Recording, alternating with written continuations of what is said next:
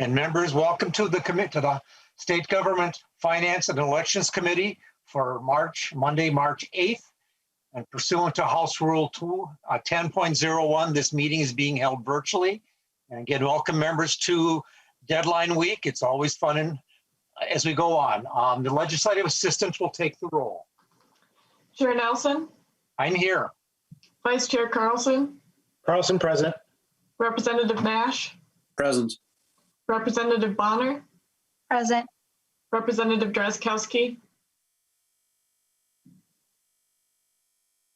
I see Representative Drazkowski here. Drazkowski, present. Thank you. Yep. Representative Elkins. Representative Greenman. Representative Kleborn. Present. Representative Kosnick. Representative Mason. You're muted, Representative Mason. Sorry about that. Present. Representative New Brindley. Present. Representative Pulaski. Representative Quam. Present. A quorum is present. Thank you, Ms. Spreck. Representative Greenman, did you get a chance to look at the minutes? Did, and I move the minutes, Mr. Chair. Representative Greenman moves approval of the minutes from Friday, March 5th, 2021. All in favor, say aye. Aye. Aye. Opposed? The minutes are approved. The first bill on our agenda this afternoon is House File 1863, and Representative, did this come from our local government or just directly here on Ms. Spreck, Amanda?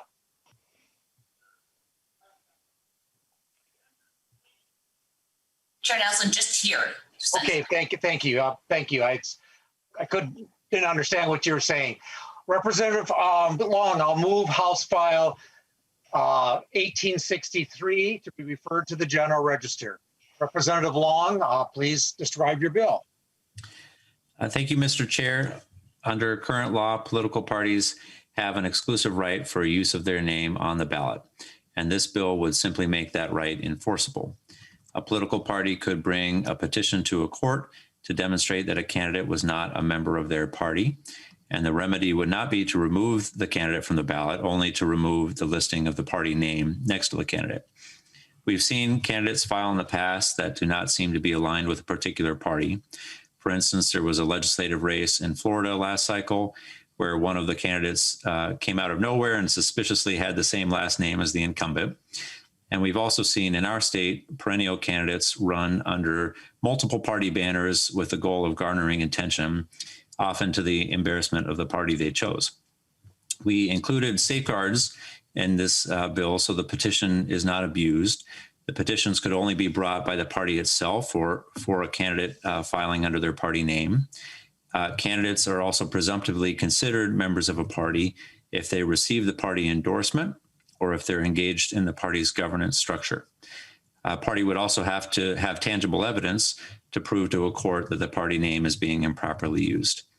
In sum, this bill allows parties more control over their existing legal right to exclusive use of their party name to help them protect their brand. Thank you, Mr. Chair. Thank you. And I see we have a couple testifiers that if needed, Representative Long, are you ready to take questions? I am, Mr. Chair. Members, questions of the Representative Long and the bill.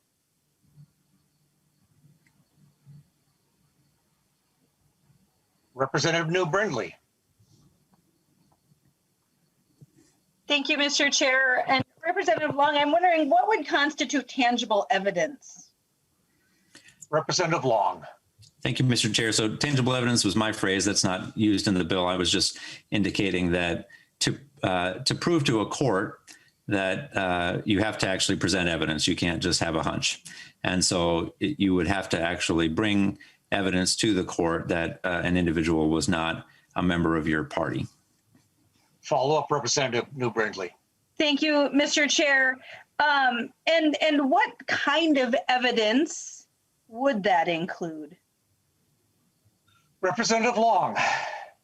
Thank you, Mr. Chair. Thank you for the question, Representative New Brindley. So I think it would be very contextual to the circumstance, but you could have evidence that somebody had never participated in your party before, that the individual perhaps was a member of another party at another time. Perhaps the individual had made statements that were inconsistent with your party's beliefs. Those are, I think, a few examples I could think of, but it would be up to the court to weigh the evidence and for the party to present the evidence that an individual was not a member of their party. Representative Brindley, one last question, then I'm going to go Representative Quam. Thank you, Mr. Chair. I understand the intent, and I think we all have concern about protecting our brand. I'm concerned about the lack of specificity in this bill, and it's incredibly subjective, which also seems dangerous. That, you know, this is kind of a party boss bill, that chairs of parties can have a lot of discretion here, and that seems quite dangerous. You know, we live in a state where we don't register by party, and I think that in Minnesota, a lot of value has been placed on that.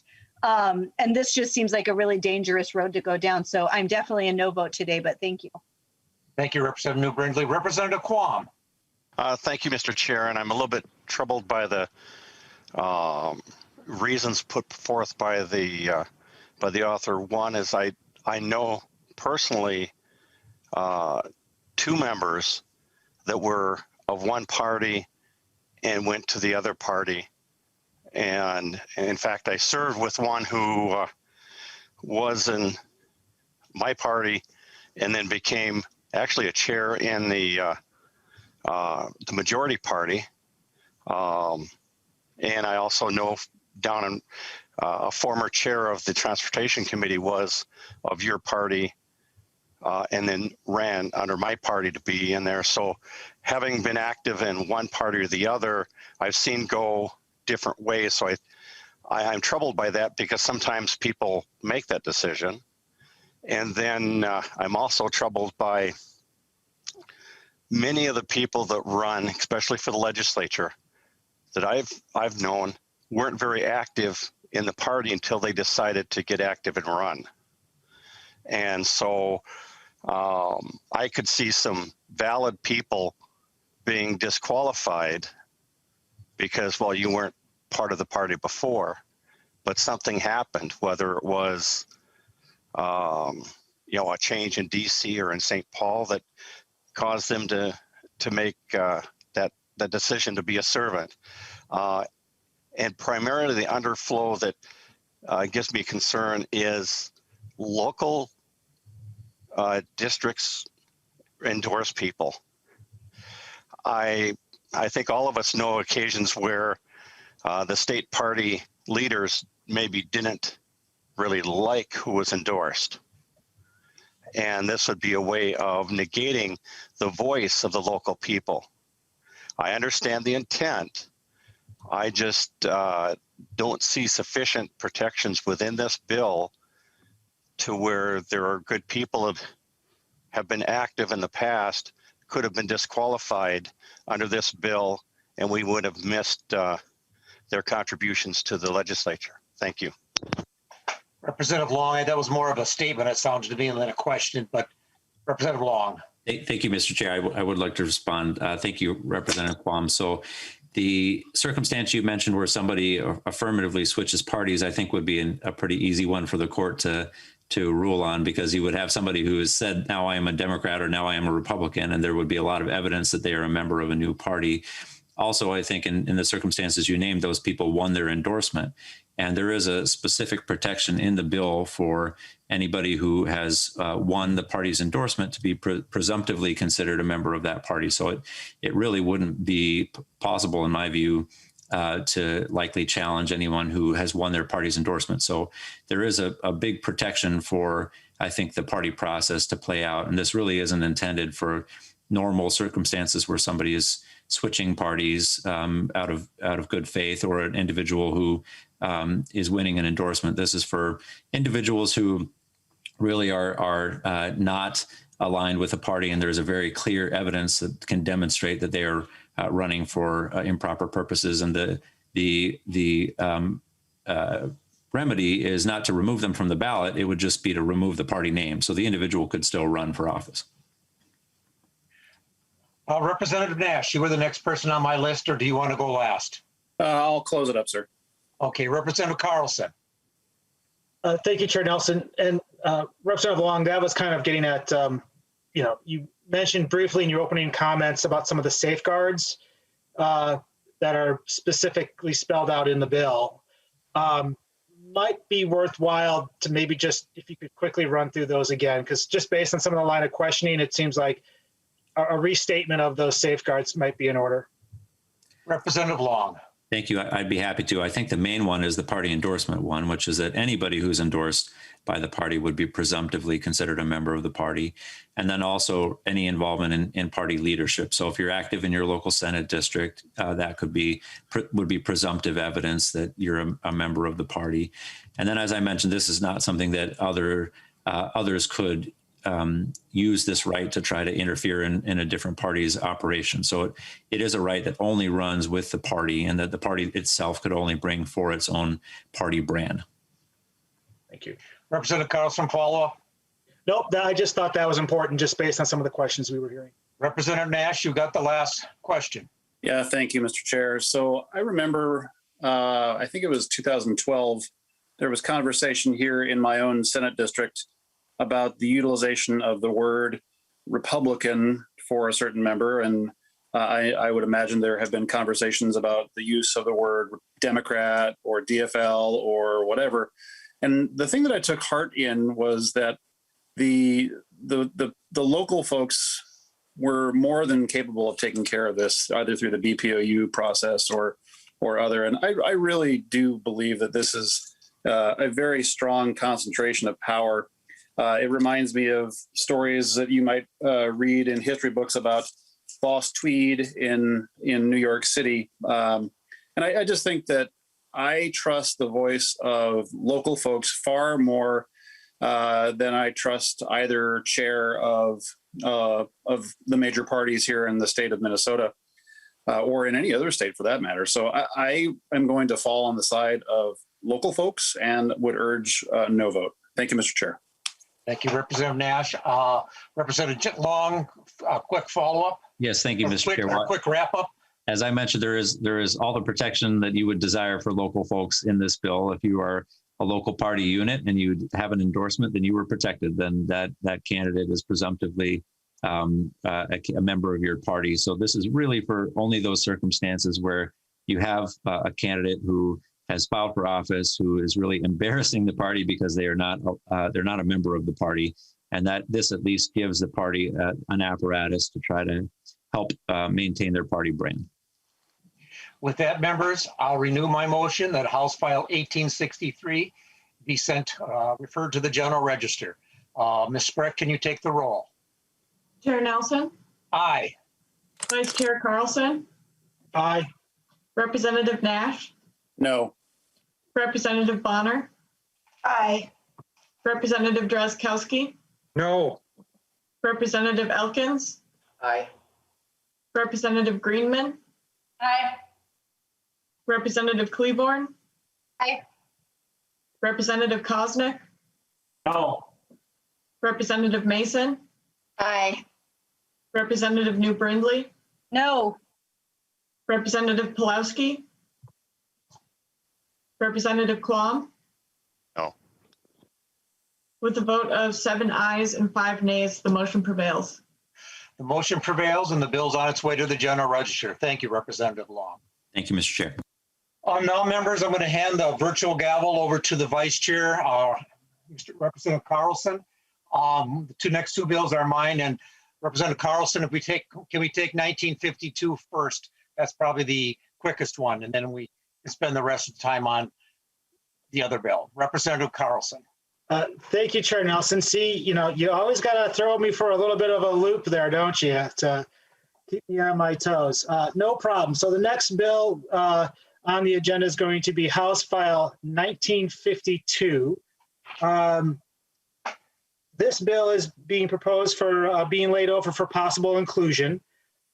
Chair Nelson, why don't you proceed with moving your bill and then provide us with your testimony. Members, I'll move House File 1952, and we're going to planning on laying this over. And members, this bill is a very small bill. Just adds language to the about the documents in the state that go to the state the legislative library.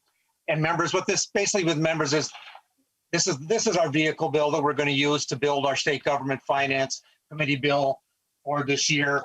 And it's the agreed upon bill with myself and Senator Kiffmeyer. And that's what this bill is.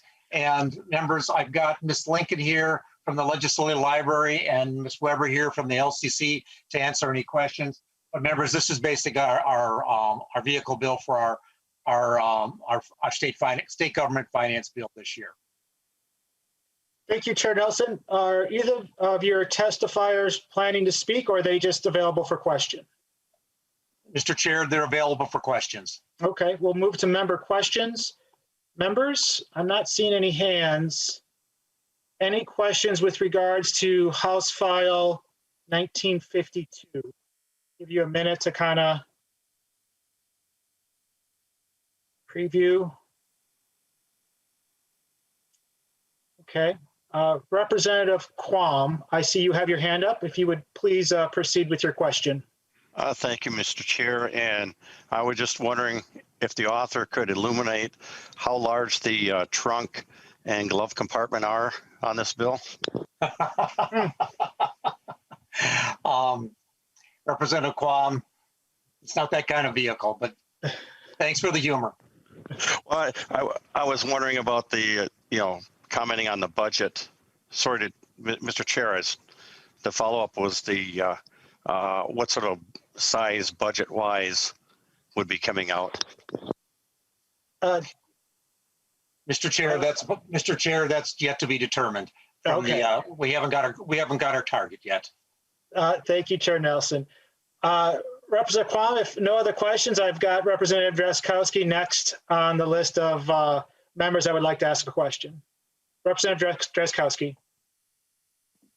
Thank you, Mr. Chair. Unlike Representative Quam, I have a substantive question, Mr. Chair, and that is, could the author just, Mr. Chair, just describe to us what the reason is for this bill? I take it is a legitimate bill. Tell us why we need to do this amendment. Chair Nelson, and I know we also have your testifiers available as well. I'll let Ms. Lincoln answer that question. Ms. Lincoln. This would be beneficial. This would be beneficial to the library because occasionally we have state agencies that balk at the providing us with larger documents or more expensively produced documents that document the work of their agency. Representative Drazkowski. Thank you, Mr. Chair. So Ms. Lincoln, is it that what is the behavior of state agencies? If they can't charge a library, do they charge a legislature? Is that kind of what you're saying? Ms. Lincoln. Members, they occasionally just balk at providing copies of documents to us. They generally, we cajole them into providing them, but it adds a little strength to that provision that requires them to provide them to us with no cost. Representative Drazkowski. Thank you, Mr. Chair. Ms. Lincoln. Thank you. Other members with questions? Okay, not seeing any. All right. Well, with that, I'm going to go back to the chair to provide any final comments. And again, members, we are laying this bill over for possible inclusion. Chair Nelson, final thoughts. Final thoughts. Like I said, this is the bill that we're going to use to build our state government finance report, our bill for this session. So members, just lay this over, then we'll get on to our next bill. Okay, so with that, House File 1952 is laid over for possible inclusion. possible inclusion in a future bill. Next on the agenda, we have House File 1388. Also, chief author is Chair Nelson. This is the Stadium General Reserve Account Calculation Adjustment Bill. I see we do have an amendment, but let's first get this bill moving. Chair Nelson, if you would like to please move your bill and provide a brief summary explanation, please. Mr. Chair and members, I'll move House File 1388 to be referred to taxes. Great. Chair Nelson moves House File 1388 to be referred to taxes. If you want to provide your opening comments. Thank you, Mr. Chair and members. House File 1388 does three things. One, it creates a stadium payoff fund. On October 1st of each year, the Commissioner of Management budget would move money into this fund above the $44 million from the current stadium reserve to that's needed to pay off the bonds and that are going forward. Number two, it directs the Commissioner of MMB to use the stadium payoff fund to refinance the bonds. I know the governor in his budget this year had a piece in there about refinancing these bills, but they're not called, these bonds are not callable till 2023. And if we do it now, they become, instead of tax exempt bonds, they would become taxable bonds, which would have a higher interest rate. If we can wait till 2023 and refinance them at the current level of interest rates, we can save money for the state. And that's part of why we want to do this. And at the time that this happens, that this Commissioner of MMB will analyze the report on the legislature of the use of the money in the stadium fund. That's what the bill does, members. And it's basically what brought this bill about was that last year, especially, that when before the shutdown and before the COVID shutdown, while all the bars and restaurants got down, there appeared to be a growing amount in the stadium reserve coming from the electronic pull tabs and the other pull tabs, and all sorts of members were eyeing that money to try and take it out of the stadium reserve fund and spend it on multiple things. And at the time that they were doing that, there was, all those things that people were, different legislatures were looking at, if they had done those, there wouldn't have been money in that fund to pay the bonds. So members, when the electronic pull tabs was set up as a method of raising money to pay for the stadium and pay the state's portion of the stadium bonds off. When it first started out, it didn't take off the way that it was sold as. There had to be a backup tax that was the next year that came on, we put in there, and now it has taken off and it's been growing. But when the shutdown last year, that way that it was growing became less and became a smaller portion than because people weren't going to bars, so they weren't doing the electronic pull tabs, and they weren't doing the regular pull tabs because they weren't in the bars and restaurants. We just want to make sure we preserve this money so that we can pay this off. If and when we pay the stadium off, we refinance it and get it paid off earlier, like Hennepin County did when they refinanced the Twin Stadium, that extra money they were able to use to spend on things in the county. I envision that the money that once the stadium gets paid off, or we save money on the bonds, that frees up a lot of money for the state to spend on other items that everybody wants to use, and we can have a lively discussion at that time of what we want to use that money for. But I don't want people going after it and taking this money now, and that's what the purpose of this bill is. And it's a tax issue. That's why we're referring it to taxes. And thank you. Thank you, Chair Nelson. Representative Nash, I know you have another commitment this evening. Is your question for now for the chair, or is it for later?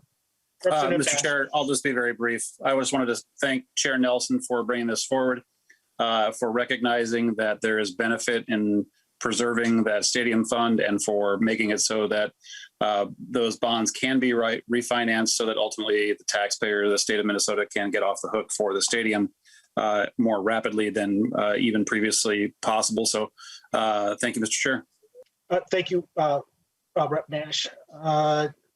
Next, we do have an amendment, the A1 amendment by Representative Koznick. Representative Koznick, could you please, would you like to move your amendment? Thank you, Chair Carlson. I would move the A1 amendment. Wonderful. Representative Koznick moves the A1 amendment. If you would proceed with describing the amendment, please. Thank you again, Mr. Chair and committee members. The A1 amendment would act to serve, once the Viking Stadium bonds are paid off, the amendment would dedicate the current stadium revenue account revenue streams to the highway trunk bond service and municipal state aid streets MSAS aid, which is provides larger cities, at least 5,000 in population, street aid. And the purpose I bring the amendment forward is that the current use of the revenues to pay off bonds, once the stadium is paid off, would intend to be consistent with the current use of the bonds, or use of the revenue to pay off additional bonds. We here, and Chair Nelson and I serve on the Transportation Committee along with a couple other members, have in the past or currently serving on transportation, recognize the growing need just to maintain our roads. And so what the amendment does is helps provide additional revenue by paying off trunk highway bonds so that we can continue to improve our roads and meet the needs that are required. But then additionally, the municipal street aid for cities like Bloomington, Maple Grove, Plymouth, Rochester, Winona, Lakeville, many cities across the state would benefit from having additional revenue to maintain and keep safe streets rather than falling on the laps of property taxes. So that is my amendment, and I appreciate members' support. Thank you, Representative Koznick. Representative Drazkowski, is your question to the amendment? It is, Mr. Chair. I would have a question and an appeal to the author. Representative Koznick, I see the small cities. I can't remember what it's called, but we do have an account for small cities similar to municipal state aid street fund, and that's not included here. Would you be amenable to amending it and creating a paragraph number 3 and inserting it between 1.12 and 1.13? Representative Koznick. I don't have that written into the amendment at this point. Half of the funds generated here go to the trunk highway bonds. A majority of the Highway User Trust Distribution Fund actually goes to outstate Minnesota, and small cities are served in that regard. But certainly, there's just simply not enough efficiency to serve larger traffic and safety needs as there are in the larger cities of at least 5,000. But I know that the city of Winona would be included. It's a city of at least 5,000, and I believe Representative Drazkowski is close to your district, and oftentimes you are calling in for committee right from the city of Winona, so I believe you would benefit directly from that. Representative Drazkowski, any follow-up questions? Yeah, so Mr. Chair, just a comment. Representative Koznick, I hope if this is adopted, we can add it in. I'd actually like to add it in now. I don't represent the city of Winona. Representative Plowski does. I happen to own a business here in the city of Winona, but my district, every single one of them is a small city in my district, every single city. And we have many other rural legislators who are in the same situation. We have Lions clubs and other clubs all across our districts paying into the gambling fund, just like the cities that benefit from municipal street aid. So again, I'd make the appeal, and it would make sense to add a numeral or a paragraph 3 in there and add it in if there is interest in adopting the amendment. And you wouldn't really need to change anything else because it would still be equal amounts. It'd be 1/3, 1/3, 1/3. Okay. Next on my list, I have the Chair Nelson. You're next on my list. Members and Representative Koznick, like you said, I do serve on the Transportation Committee, but again, this is why I'm bringing the bill forward. This is another, everyone is wanting to give a piece of this money. If I were going to want to do this, I wouldn't want to put it just in the municipal state aid fund. I'd want to put it in the the highway user fund that goes, that's divided out for the large cities, for the counties, for the small cities, and it's divided out among everybody that goes across the whole state. Again, I think this amendment is flawed because of that, but it's also putting the cart before the horse. We're looking at 10 years, 5 years, maybe more down the road that there's even going to the stadium would be paid off. And so I think at that time, there may be other needs that we have. And I think that we should not be doing this now, designating what it needs to be spent on now. And so I would oppose this amendment. Thank you, Chair Nelson. Members, if you could please unmute yourselves. And we'll go to a vote on the A1 amendment. All those in favor of the A1 amendment, say aye. Aye. Aye. All those opposed, say no. No. The amendment is not approved. The amendment is not adopted. Division, Mr. Chair. Division. First off, I was hoping to get the last word as the amendment author, that you went straight to a vote. I do apologize. You're correct. Ask for a roll call. Yep, fair enough. Representative Koznick, please, if you have some final thoughts on your amendment. Well, I appreciate the discussion and the interest from members, including the bill author. And certainly there are other ways that we could address this to go into our transportation system, and I'm not opposed to it. I'm not sure that we're able to do that on the fly here, Representative Drazkowski. But I think it's important to continue with the intent of the revenue streams to pay off current debt that the state has. And so once the stadium fund is paid off, I think this would be a better mechanism of continuing to pay off state debt to improve our state in an area that is likely to probably face, we are facing a funding shortfall to keep up with our roads. And what's going to end up happening, Chair Nelson, is that we'll probably be looking at bills to introduce new taxes to pay for our roads. And so I would prefer to use our current revenue streams to do that and be smarter with the revenues that we do have to maintain one of the basic services of government. And Mr. Chair, is it possible to ask for a roll call since I did not, was skipped over? Representative Koznick, yes, we will. A roll call has been requested. We will take a roll call on the A1 amendment. A1. Representative Nash, to the amendment, or are you looking to speak to the bill as a whole? Representative Nash. Thank you, Mr. Chair. From a procedural perspective, I'm not sure if we need a motion from the prevailing side to reconsider the adoption of the amendment due to a roll call not being given. I would defer to Chair Nelson. I think if you could, with the vagaries, Mr. Chair, of if we ask for division in a normal committee hearing, we'd ask for division. We take a division, and I think the only way we can do a division here would be by doing a roll call. So why don't we give him the roll call? Yeah, and we can call it a division. I think that's the way we have to do it. Yeah, Chair Nelson, that was my thinking too. I couldn't think of how else we could do that. Representative Koznick, roll call on the A1 amendment, still your preferred? That would be my motion if in order, Mr. Chair. Okay. With that, we will take a roll call on the A1 amendment. If Ms. Spreck, if you would please take the roll. Chair Nelson? No. Vice Chair Carlson? No. Representative Nash? Aye.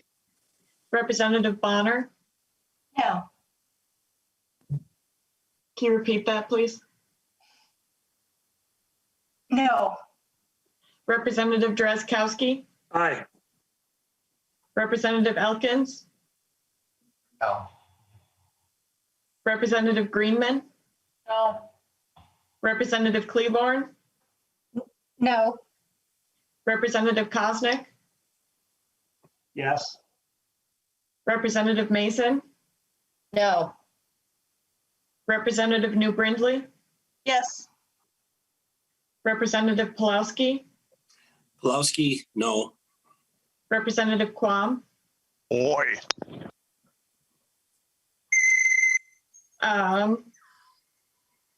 With a vote of 5 ayes and 8 nays, the motion does not prevail. So the A1 is not adopted. We now have the bill in its final form here. Members, Chair Nelson, I see you have several testifiers kind of on standby to answer any questions. Do you have any testifiers that will be speaking today? Chair Nelson. I know, members, there was information that was sent out to everybody about, there was a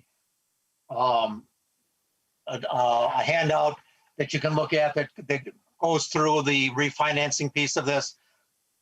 If we do that, but members, I thank you for hearing the bill and appreciate a yes vote. Members, I'll renew my motion. I'll renew my motion that House File 1388 be referred to taxes. Thank you, Chair Nelson. I do see some hands starting to pop up here. I'll give folks a moment to kind of collect their thoughts. Representative Bonner, you're first on my list. I guess it's more of a comment than a question. First of all, I just want to say, Chair Nelson, thank you for bringing this bill forward and really thoroughly thinking through how we act as good stewards of the people's money and be responsible about paying down our debt. So I think it's a thoughtful approach, and I really appreciate that.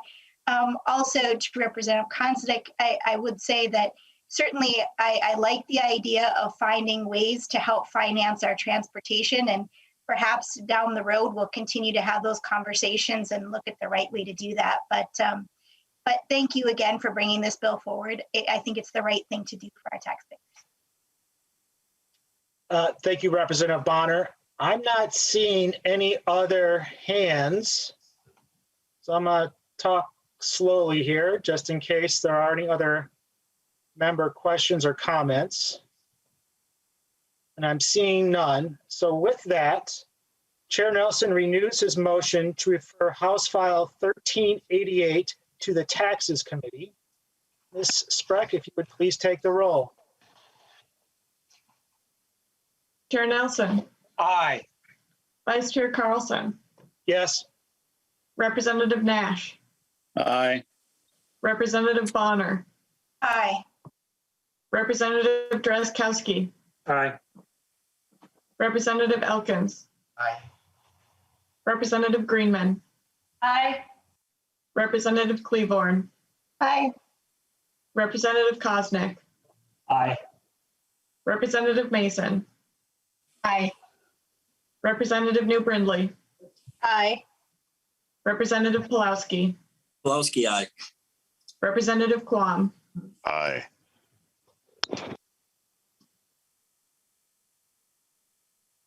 With a vote of 13 ayes and 0 nays, the motion prevails. Motion prevails. Members, that was the last bill on our agenda. Just a quick note that we are on again tomorrow, Tuesday, March 9th, 8:30. Looking forward to seeing all your bright, sunshiny faces tomorrow morning. Mr. Chair. Yes, Chair Nelson. Members, we have a full agenda this week. Again, as I open the meeting saying it's deadline week, and we're going to have a lot of bills that we're going to coming through us that we need to get moved on for deadline. So members, I appreciate your cooperation in trying to get these bills passed and get us through this week.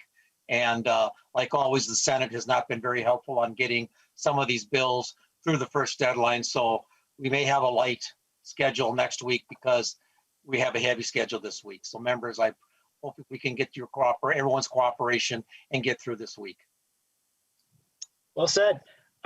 With that, members, look forward to seeing you all tomorrow so we can get back to work. This meeting is adjourned.